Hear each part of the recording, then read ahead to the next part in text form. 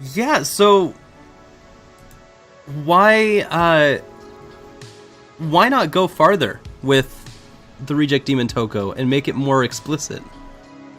Part of it is that, at least for me, I do want to reach audiences who would be uncomfortable with explicit stuff.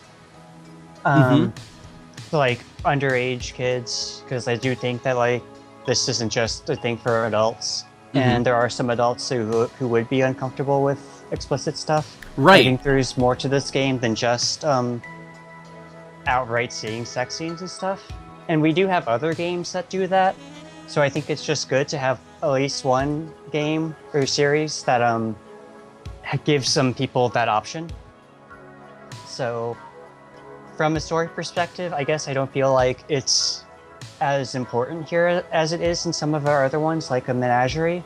And so I think it's probably best to leave it out for the sake of people who would prefer it left out. And so we can get reach more people in different ways that way, I think. But it changes your story. Yeah, it does. Would you say that? Yes, but I think I mean that's not a bad thing. In what way does that change your story? Well, when you're developing a relationship that's supposed to be very strong between two main characters. Well, in some ways, it actually gives us a bit more freedom to do some other stuff. Like, if this was an eroge, we probably wouldn't get away with the line where Toko declares she gets sexual energy from cuddling. We probably actually have to show it. So we wouldn't have quite as much of that. We'd have to have a sex scene showing them gaining energy from it or something like that. And I think not doing that, the way that changes our story is that it allows us to have more control over how Toko and Nadia's physical relationship develops. And her clothes are fixed now. Did you see Toko's clothes get fixed? Yes. We did it! Yay, we made it. Yay! Oh, now they're back. Now they're on again.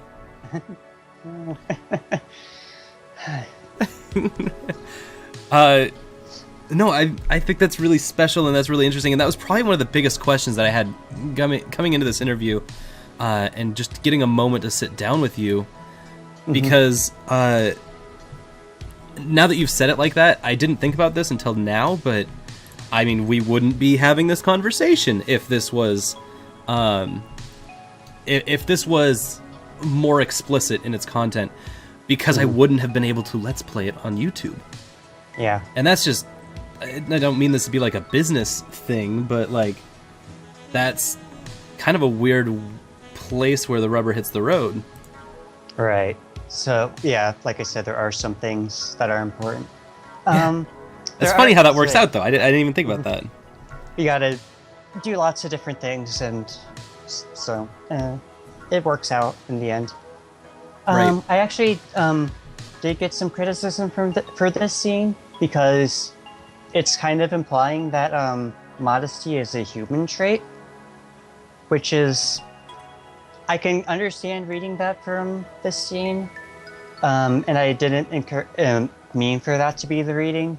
The idea was supposed to be that Toko is all of a sudden dealing with these new emotions and has no idea how to deal with any of them.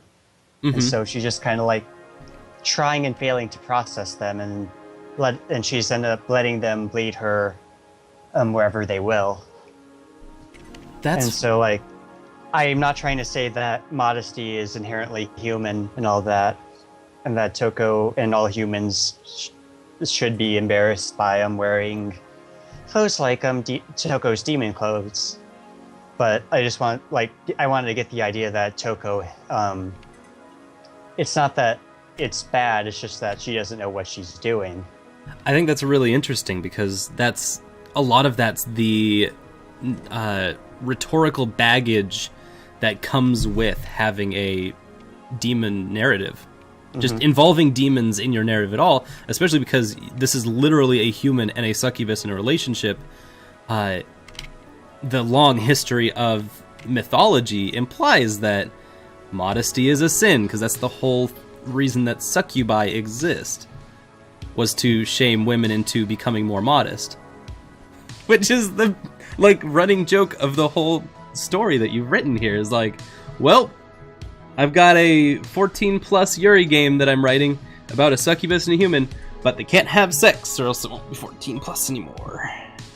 Well, we just can't show them having sex. Right, but... thank you. And like I said, when you first started doing the interview back at Gamer X, I don't know what's going to happen with that, if they have sex or not at some point during the story. They might, they might not. And so that's going to be be dependent on excuse me, how we feel the story should go. Okay, I want you to hold on to that thought, because it's going to come up later. All right. And I want to skip ahead just a tick to... Let's dive into the arcade. I wanted to ask this question. What is all of this based on? And by this, I mean a nice, like, a very long session of Nadia and Toko on a date, doing regular human things. Okay. Well, it made sense in the story because Toko really did need clothes, so...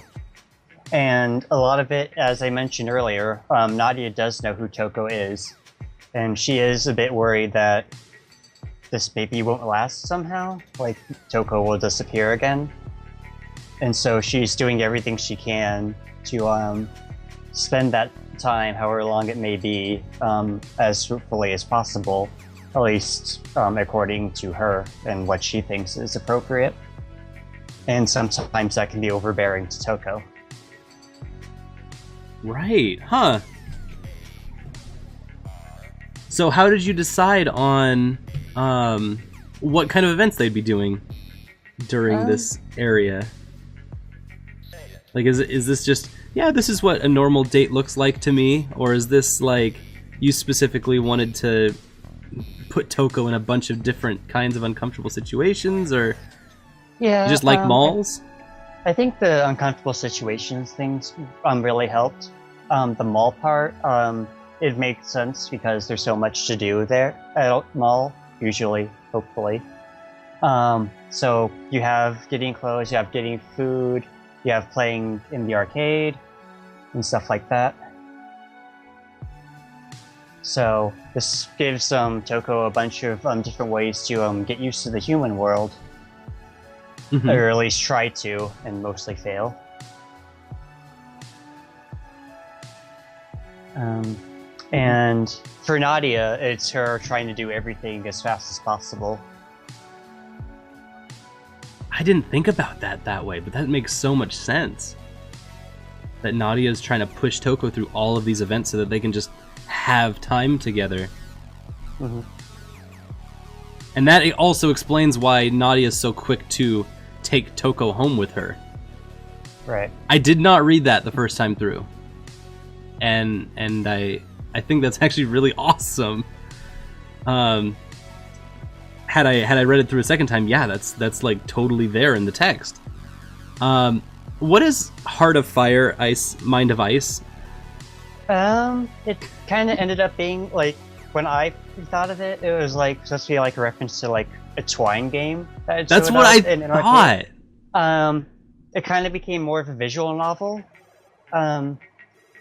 So like it's just supposed to be like something you wouldn't expect to see in arcade. Yeah. For the record, I did come to find a text adventure. I think Colossal Cave Adventure. When I was in the Bay Area, went to the computing museum near where all the Google offices are, and they had a small section on games, and one of the playable arcade games was Colossal Cave Adventure. So we're not too far off. I really like that. And here's everyone's favorite character. Yes. Tell me about them. I believe Ginsho, which is how you pronounce her name, because a lot of people are confused about that. I will never pronounce it right, but I enjoy that everyone else can't either. When this came out, we gave it a couple weeks, and then we had this small little poll on Twitter. Sorry. asking, Ginshao's deadpan to the camera. I can't handle this. The eyes change and looks dead at the camera. Excuse me. Sorry, you were saying something. There is some reasons for the eyes, but we can get to that later. Ginsha, we did a popularity contest for the characters. I think we had every single character who had a sprite in Chapter 0 on there. And I'm pretty sure that Ginsho won a full majority of the votes. Wow. If she didn't, she won a very large plurality. Yeah. Yep. And she's definitely the most popular character you've come up with. And she's definitely my favorite to write for. And I actually, coming up in a bit is going to be, what remains my all-time favorite line that I ever wrote for any character. I think it's the next time she orders food. Actually, I think it might have been skipped. I think it might be before the arcade. Ah. Yeah. Okay, then I might have just missed that. About Ginshao. When I was Let's Playing this, I was struggling to voice Ginshao for the longest time, and I actually had to practice a Ginshao voice just because I couldn't commit to any one voice. There's just so much happening in her diction and the way that she formulates her sentences that I wasn't satisfied with all of them that I came up with. But it was something that was this is important, that I need to figure out who Ginsho is. And I needed to get past this. So I think it was after this scene I went to the drawing boards, what's Ginsho's voice? And I figured out a very a high falsetto for me, but robotic, and it came out. I really like how it came out. Yeah, and I'm excited to hear what you thought about that as well. I've heard all sorts of voices for the show. We were encouraging a robotic, deadpan, pretty dull voice. And she does have a reason for why she acts like this, which will be something we will learn in the future of the Toko games. Yeah, she has they hint at her having a very interesting role within the angel demon paradigm. And she also has she's a gluttony demon, that's right. Yes. Thank you. That was what it was. Right. Being a gluttony demon in itself isn't too weird. There's, I think, 8 parts of hell, and there are demons in each of them. It's just that Toko happens to be the main character and is a succubus, so we kind of focus on her and her family a lot. Speaking of family, Ginsho actually is part of Toko's family in a way, and that's something else will be touched on in the future. Ooh. Distant second cousin. Twice removed. The champion. That was a good line, too. It's a really good line. Yeah. Okay, I want to jump ahead one more time. All right. To I think this is at the precipice of... Oh, what did I just do? I want a load game. Oh no. Don't worry, I just saved over the save file that I was already at. Okay. Yeah. It's all good. So we're going to jump ahead a couple of days up until our first showdown. And this is the big moment of the climax of the first act. And this was about how the very original version 0 of this game ended. Basically, it was this, and then the scene with Toko and Nadia going to hell and talking to Bellatrix about the band stuff. Yep. And that's where that ended. So yeah, this is... it now ended up becoming guess, the halfway point between dealing with the demons and then dealing with the angels. Yeah. And it's Toko dealing with her family as well, and some of the stuff she left behind. That just doesn't magically go away just because she's not in hell anymore. That's one of the main themes that kind of rolls through all of the whole game is responsibility. Mm-hmm. And Toko has to eventually decide on how she wants to carry herself within the demon world, within the human world, and beyond. And Epiphany is the trigger for that. Right. So where does Epiphany come from? Well, all demons who vary at least one soul have an instrument. The instrument is kind of a representation of the souls they've collected, and it becomes a driving force in their personality.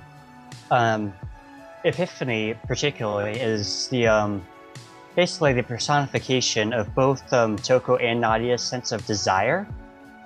And you'll notice that, like, Toko doesn't really have, or at least act on a lot of her desires other than beat people up. Like, if she wants something, she kind of doesn't really get it or try to ask for it. She just doesn't know. Like, she just kind of lets things happen, which is why she had so many failed attempts to fairy souls. But she didn't really push back on it either. And so her finally listening to Epiphany represents her finally being willing to choose more what she wants more. And we'll be going into that more. The witches hint at this. Epiphany as a personification of desire isn't necessarily a good thing, because Toko as a late bloomer is probably going to run with it too far if allowed to. Mm-hmm. So that's going to be a thing that comes up, the kind of balance between knowing what you need and knowing what you want. That and Epiphany getting all the sauciest lines. Yes. Like this one, and singing her sins into me. The singing your sins to me line is another song reference that I don't remember which song, because I wasn't the one who added that. That's funny, and that's totally what it read like. Yeah. And it was, either way, it was hot with like 3 T's on the end.